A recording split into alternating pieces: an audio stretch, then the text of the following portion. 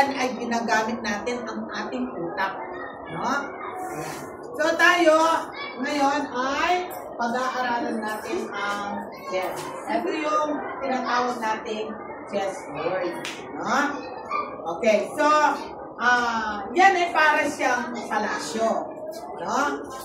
Palasyo na, dalawang palasyo na maglalaban. Okay.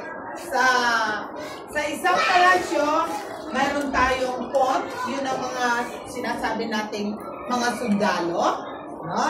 Mayroon tayong mga officers, no? Ayan, nakita natin itong mga pawn natin, no?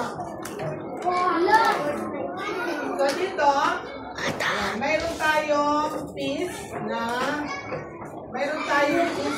white, no? Mayroon tayong piece na white at piece na black. Yes, no? So, mayroon tayong white at mayroon tayong black na maglalaban niya. No? Itong mga hawak ko ay ang tawag natin dito ay pawn. No? Ito yung mga kinoconsider natin na sundalo na magpo-protect sa ating king. At sa ating king and queen.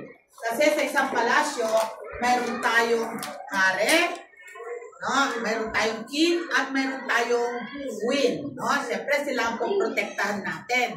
Kasi kapag ang king ang namatay, wala ng palasyo. No? Hindi na siya gagana. Kasi wala na yung king eh. Yan ang importante si king. No? Kaya kailangan pinoprotect natin. So, ang mga sundalo, no? So, meron din tayo dito na tinatawag natin rook. No? Ito yung rook. No, ayan. Rook, no? So, ito yung sakalaban. Ito. Rook ang tawag natin dito. No? Okay.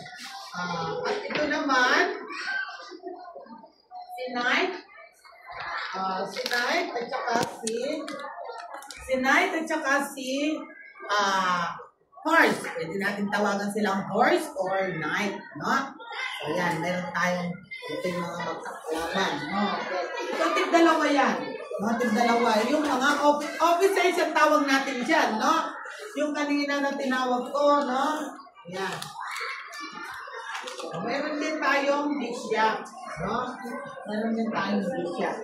Yan. Yung mga pinapakita ko na dito, mga officers ang tawag natin dyan.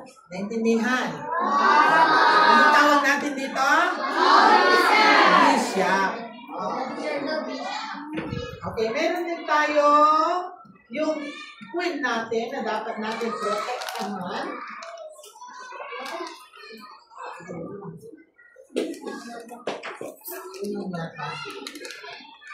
Ito yung ating queen.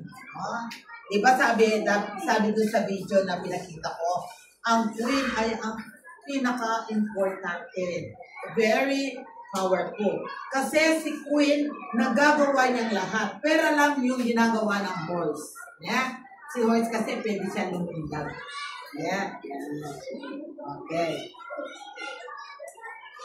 Ito naman ang ating king. Yan ang itsura ng king natin. Yung king. Yung mga king. Yung king, yan ang pinaka puso ng palasyo. No? Kailangan natin siya protektahan para hindi tayo matalo. Naintindihan? Okay.